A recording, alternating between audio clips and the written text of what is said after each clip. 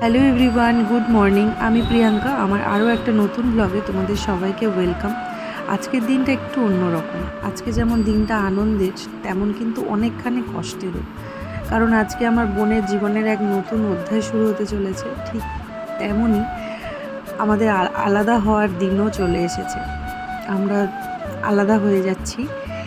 মানে এটা ভেবে আরও কষ্ট হচ্ছে যে আমরা চাইলেও আর আগের মতো ঘন্টার পর ঘন্টা বসে কথা বলতে পারবো না, আনন্দ করতে পারবো না, চাইলেই আর দেখা করতে পারবো না। এগুলো ভেবে আরও বেশি কষ্ট হচ্ছে।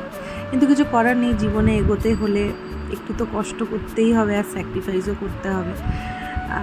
তো যেদিন থেকে ঠিক হয়েছে সেদিন থেকেই আমাদের এই কান্নাকাটি এগুলো তো চলছেই, আর এগুলো তো হবেই।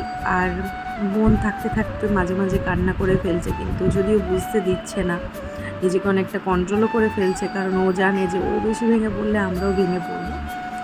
আমিও নিজেকে অনেকটাই কন্ট্রোল করেছি। আমার খালি খালি কান্না পাচ্ছিল, কিন্তু আমি ওদেরকে বুঝতে দিইনি।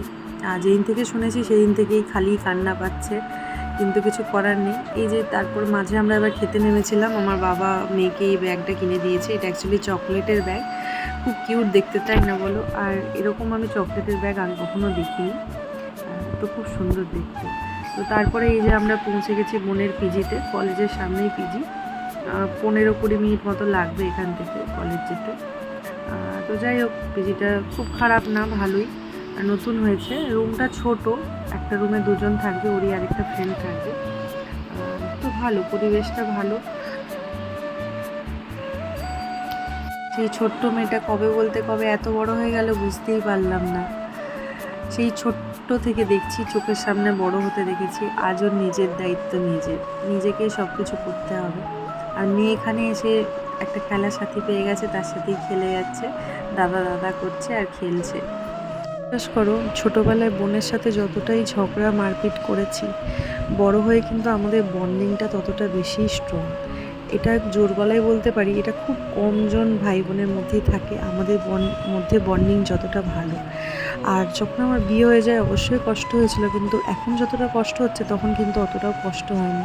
কারণ আমি জানতাম যে আমিও চাইলে 5-10 মিনিটের মধ্যে পৌঁছে যাব, আর ওরাও চাইলে যেতে পারবে, আর আমরা যখন যেটা ইচ্ছে করবে তখন সেটাই করতে পারবো। কিন্তু এখন তো চাইলেও আর সেটা করতে পারবো না, এটা ভেবেই মনটা আরও বেশি খারাপ হয়ে যাচ্ছে। তো এইটা তো একদিন হতোই, সেটা যদি ওর বিয়েও হয়ে যেত সেটা তো হতোই, কিছু করার নেই। আর কি বলবো। আর এই যে এখন কলেজের রাস্তাটা বাবা দেখছে, যে কলেজ যাওয়ার, পিজি থেকে কলেজ যাওয়ার রাস্তাটা বাবা দেখছিল, রাস্তায় আমরা একটু দেখে এলাম। তারপর এই যে বাড়ি যাওয়ার পালা, এবার মেয়েকে আদর করছে। তোমরা সবাই ওকে আশীর্বাদ করো, ও যাতে ওর লক্ষ্যে পৌঁছতে পারে। যদিও ভিডিওটা আমি 1 মাস পর আপলোড করছি, তো তারপরে আর কোনো ভিডিও বানাইনি। তো চলো, ভিডিওটা এখানে শেষ করছি। তোমরা ভালো থেকো, সুস্থ থেকো। আজকের মতো টাটা।